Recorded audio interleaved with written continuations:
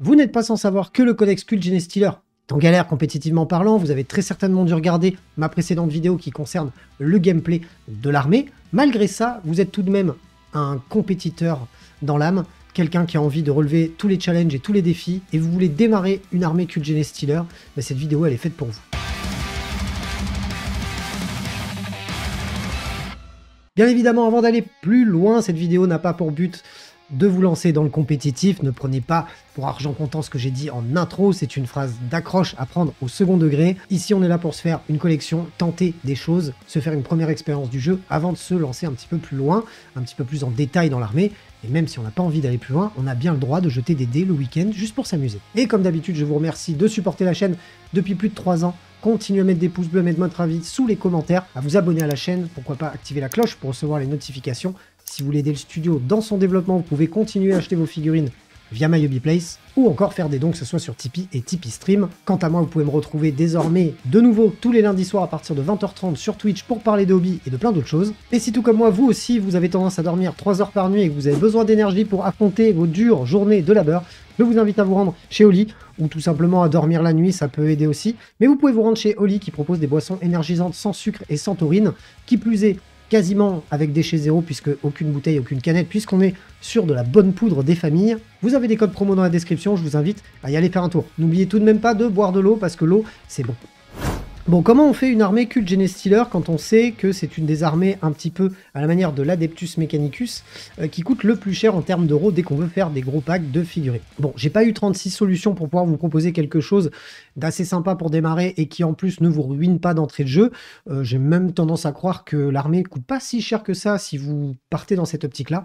Pour vos premiers 1000 points d'armée, je vous conseille tout simplement bien d'acheter 2 Combat Patrol. Pourquoi 2 Combat Patrol? Eh bien parce que dedans vous allez retrouver donc des motos ainsi que des acolytes, ainsi qu'un Achille Ridge Runner et un personnage assez anecdotique que vous pourrez très certainement recycler ou jouer d'une autre manière. Ces Combat Patrol vont vous permettre en fait d'orienter d'ores et déjà votre liste dans, selon moi, 2 détachements les plus obvious. Ça va être le détachement générique qui donne touche soutenue et ignore cover, pourquoi pas. Mais très certainement que le détachement le plus intéressant, surtout si vous multipliez les combats de patrol, ça va être très certainement celui qui avantage vos véhicules et vos unités montées, c'est-à-dire les motos, les Achille Ridge Runner que vous voyez dans la boîte, qui auront leur objectif contrôle doublé.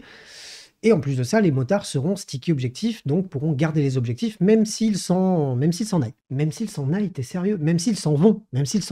Dans ces belles boîtes, vous aurez bien évidemment donc 2 fois le Jackal Alphus qui va pas vous servir à grand chose, hein, il faut se le dire. Vous pourrez très certainement le recycler pour jouer dans une autre armée ou encore attendre son heure de gloire où on aura envie de le jouer par 3. Vous en aurez déjà 2. Vous aurez donc avec ces 2 boîtes 2 Achille Ridge Runner, figurine qui a une endurance de 7, une sauvegarde à 3 plus 8 PV, un objectif contrôle de 3, donc dans le bon détachement un objectif contrôle de 6. Très bonne unité pour interdire les faibles dans votre zone, puisque en plus de ça, il y a une règle spéciale.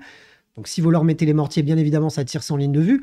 L'impact qu'aura le mortier ne sera pas oufissime. Par contre, le boost, lui, sera plutôt pas mal. Puisque lorsque vous allez cibler une unité ennemie et que vous arrivez au moins à la toucher une fois, vous allez pouvoir améliorer la pénétration d'armure des armes tout le reste de votre armée Cult Genestealer lorsqu'ils vont donc s'attaquer à cette unité-là. Et ça, combiné, mine de rien, par exemple, avec le premier détachement, pourquoi pas, qui donne en plus tout soutenu et ignore cover, on peut commencer à faire de jolis trous. 75 points le tout-terrain Achille, vous allez en avoir 2 pour 1000 points.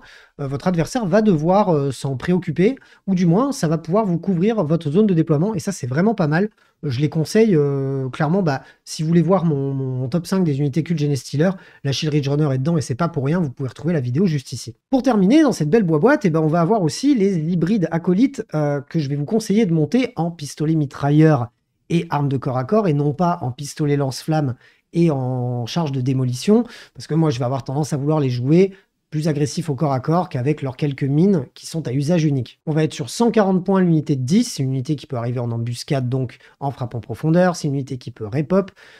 Vous allez vouloir plusieurs packs de cette unité-là, donc bien évidemment, vous aurez donc les 2 packs, et ça vous fera déjà 2 fois 10 figurines assez agressives au corps à corps. Sinon d'ailleurs, vous avez la possibilité de monter un des kits de 10 figurines en métamorphe, donc avec des espèces de métamorphoses dégueulasses sur leur corps qui leur donnent encore un aspect encore plus impactant au corps à corps, puisque ça fait partie des meilleures unités du codex. Vous pouvez faire les 2 unités comme ça, ou comme des acolytes. Enfin, avec ces kits-là, ce qui est pas mal, c'est qu'on peut vraiment faire tous les types d'acolytes hybrides. et les acolytes métamorphes, et ça nous permet d'avoir un bon panel de figurines à exploiter dans le gameplay. Pour compléter cette armée, je vous conseille un pack de Genestealer pure souche, 150 points les 10 figurines, la nouvelle boîte de Genestealer Tyrannide fera très bien l'affaire, c'est des belles figurines, et en plus de ça, vous avez un impact au corps à corps qui est vraiment pas dégueulasse, et en plus de ça, 2 points de vie par figurine en endurance de 4, ben on n'en a pas beaucoup dans l'armée Cult Genestealer, donc ça peut vous donner une unité assez agressive pour le début de votre bataille, et qui en plus de ça, sera pas si facile que ça à déloger. Couplé à ça, un petit personnage à 50 points, le Sanctus, qui permet d'être monté soit en sniper, soit en unité de corps à corps. Oubliez son agressivité, même si elle n'est pas dégueulasse. Vous allez surtout utiliser cette figurine-là parce qu'elle est non opérative, difficilement ciblable, -1 pour la toucher, etc. Ça va être une plaie à aller dégager et ça va vous permettre de pouvoir facilement faire du secondaire avec un petit socle de figurines uniques. On peut arriver à faire plein de choses et rentabiliser ces 50 points assez rapidement. Et pour terminer cette liste en 1000 points, je vous conseille d'acquérir la boîte le coup 20, il me semble, ça s'appelle. C'est là où vous avez tous les personnages qui étaient sortis en même temps lors de la refonte de l'armée. Vous avez donc le Patriarche, qui est une unité que moi j'aurais tendance à vouloir jouer dans quasiment toutes mes listes. Le Primus, qui lui va clairement être joué dans toutes les listes, ça c'est sûr. Et la Magus. Et j'ai envie de dire que vu l'impact de la Magus, est-ce qu'on ferait pas des conversions dessus pour en faire un deuxième Primus? Pourquoi pas? En tout cas, cette boîte vous sera utile par la suite, même si vous ne jouerez peut-être pas tout en 1000 points parce que tout ne va pas rentrer. Vous aurez très certainement besoin au moins du Primus, ou pourquoi pas le Patriarche à mettre dans les Genestealers. Et mine de rien, lorsqu'on prend 2 combats de patrol, déjà, on part avec un avantage certain, c'est que ça va coûter un peu moins cher que le reste. Je suis généralement à 350, etc. Là, on est à 307 €, il me semble, pour les 1000 points. Ça vous permet d'avoir quand même déjà pas mal de figurines sur la table, hein. 2 véhicules, 10 motos, 20 gars à pied, enfin 20 gars à pied plus 10 avec plusieurs bras, des personnages. Je trouve que l'idée est assez sympa pour commencer en 1000 points, sachant que vous pourrez la jouer en plus, cette armée, dans 2 détachements différents. Ça peut vous permettre déjà de vous familiariser avec plusieurs gameplays dans l'armée. Vous pouvez d'ailleurs retrouver toutes les références que je cite dans la description de la vidéo. Ça vous redirige vers My Hobby Place et au passage, ça aide le studio. Et pour aller à 2000 points, je vais vous conseiller 30 aberrants. Non, je déconne. Si vous voulez regarder mon flop 5 des unités Cult Genestealer qu'il ne faut pas jouer en ce moment, vous pouvez vous rendre ici. Non, parce que le but, c'est pas aller dans l'ultra compétitif, effectivement, mais on n'est pas non plus obligé de jouer le truc le plus pourri de la version. Faut pas pousser mémé non plus. Ouah, pousser mémé. D'accord, pousser mémé. Interdit depuis 1990 au moins, Félix. Ça va plus du tout, là. Bref, pour monter à 2000 points, on va pas être très original parce qu'on va aller au fond de la démarche de faire une liste éventuellement orientée unité montée et unité véhicule. Je vais vous conseiller de reprendre 2 combats de patrol. D'autres choses, vous allez voir. Pourquoi je vous conseille de reprendre 2 combats de patrol? Eh bien parce que ça va vous permettre d'avoir au total 20 motos, avec les 10 premières bien évidemment. Ça va vous permettre de faire soit 3 unités de 5, éventuellement 2 unités de 5, unités de 10, 2 unités de 10 pourquoi pas, qui vont mine de rien prendre les objectifs avec beaucoup d'objectifs contrôle dessus, qui en plus de ça derrière vont vous les garder. En plus de ça, 4 combats de patrol dit 4 Ridge Runner Achille, donc les buggy qui bougent très très bien, qui gardent très bien votre camp, qui peuvent même s'avancer aussi sur les objectifs si vous en avez mis assez dans la gueule de votre adversaire. Vous pouvez très bien mettre un Achille sur chaque objectif. On est sur un objectif contrôle de 3 qui passe à 6 dans le bon détachement.